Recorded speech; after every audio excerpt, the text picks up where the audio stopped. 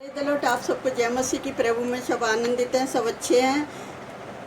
इस दीपावली पर आइए उस सच्चे परमेश्वर को जाने जो कभी बुझता नहीं।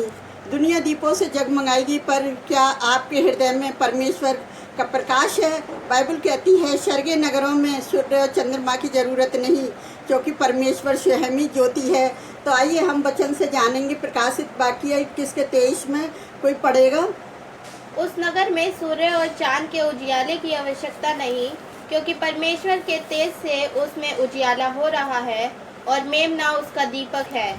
हालेलुया। 23 में लिखा है, 24 में लिखा है, जाति जाति के लोग उसकी ज्योति में चले फिरेंगे और पृथ्वी के राजा अपने अपने तेज का सामान उसमें लाएंगे। हालेलुया। तो इस वचन को 27 को और कोई पढ़ेगा।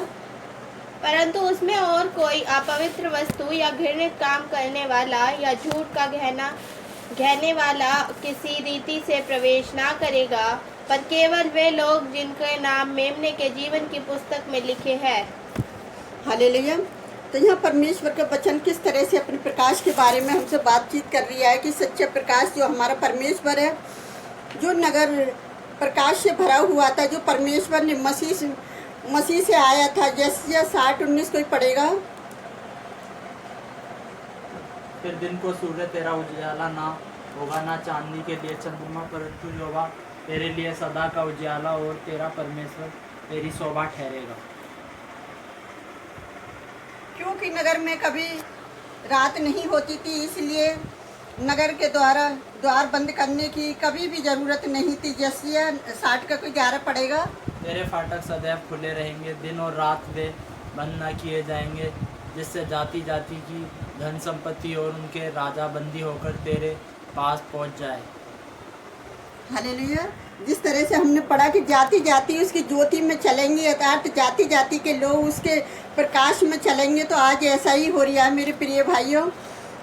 जिस तरह से हमने 24 पद में पढ़ा था, यूहन्ना ने यीशु को सच्ची ज्योति कहा, जो प्रत्येक व्यक्ति को प्रकाश देती है। यूहन्ना 1:9। यीशु ने स्वयं ही कहा, मैं जगत की ज्योति हूँ, जो मेरे पीछे आएगा वह कभी भी अंधकार में नहीं चलेगा, वह जीवन की ज्योति पाएगा। यूहन्ना 8:12 में। तो यहाँ हमें परमेश्वर का वचन अभी जिस तरह से हमने 24 में पढ़ा था कि यह एक प्रश्न सामने आता है कि 24 में और 26 में जैसे उल्लेखन किया जाता है कि देश में राजा कौन है।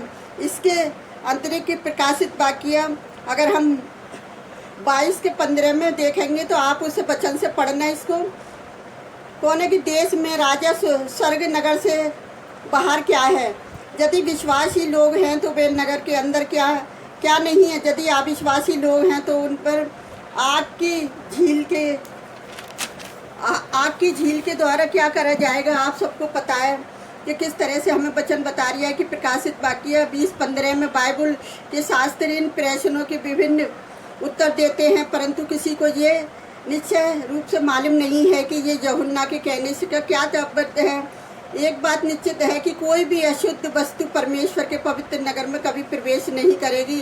पर 27 में केवल लोग प्रवेश कर सकते हैं जिनके वस्त्र मसीह के लहू से धोए गए हैं। प्रकाशित वाक्य 7:14 में, जिनके नाम मेमने की पुस्तक में, मसीह के जीवन की पुस्तक में लिखे गए हैं।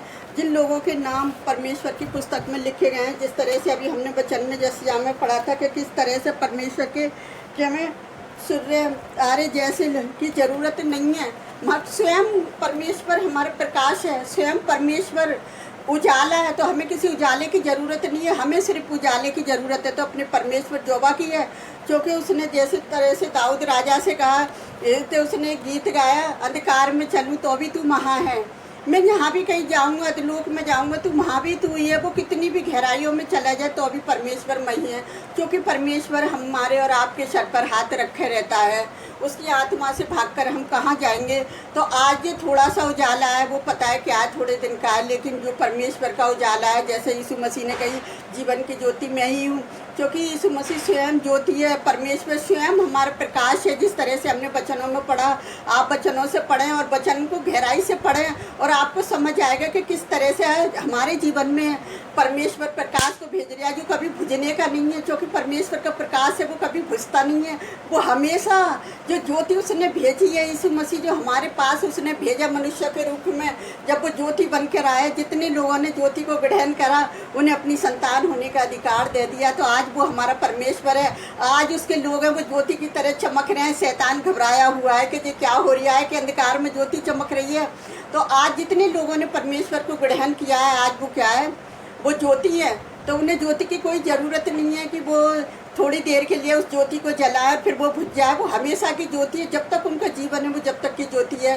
तो मैं परमेश्वर यहोवा का धन्यवाद करती हूँ सुंदर वचन के देने के लिए जो परमेश्वर ने इस समय मुझे वचन दिया। तो आप इस वचन को बाइबल से पढ़ें और सीखें तो बहुत अच्छा होगा, और इन वचनों पर मनन करें। परमेश्वर आपसे वचनों के द्वारा बातचीत करते हैं, तो मैं परमेश्वर का धन्यवाद करती हूँ। आइए हम आप सबके लिए प्रार्थना करते हैं, आप भी हमारे साथ मिलकर प्रार्थना करें। Hallelujah, hallelujah. धन्यवाद करते राजाओं के राजा, प्रभु के प्रभु, सचमुच मेरे परमेश्वर पिता, आप तो ऐसा प्रकाश है जो कभी बुझते नहीं मेरे खुदाबन।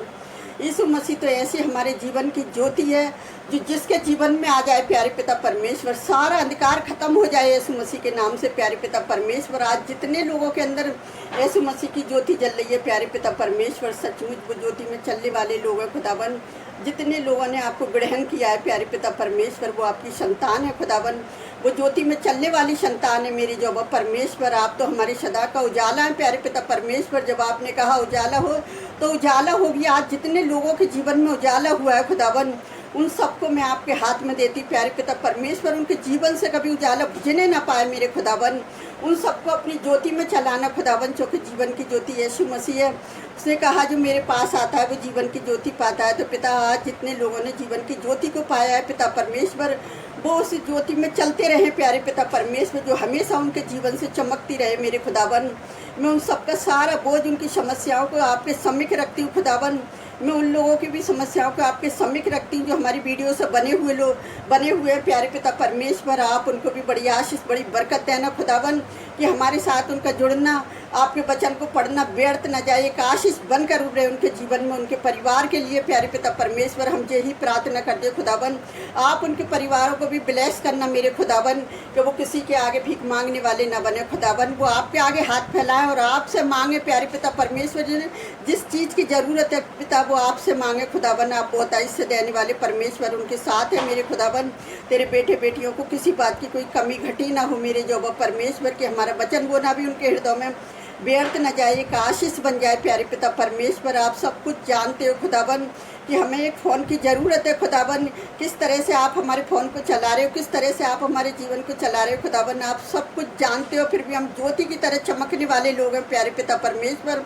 हमारी हर ज़रूरत को पूरी करने वाले पिता आप हमारे साथ हैं खुदावन, जो हमें मौका देते हैं कि हम लोगों तक आपका जीवित वचन को पहुंचा सके मेरे जो परमेश्वर। और मैं आपसे क्या मांगूं खुदावन, आप तो हमारे मांगने से पहले ही जानते हैं। आपने हमारी छोटी सी प्रार्थना को सुना और कबूल किया, उसके लिए भी धन्यवाद करती पिता। मैं सारा आदर महिमा आपको देती हूँ खुदावन।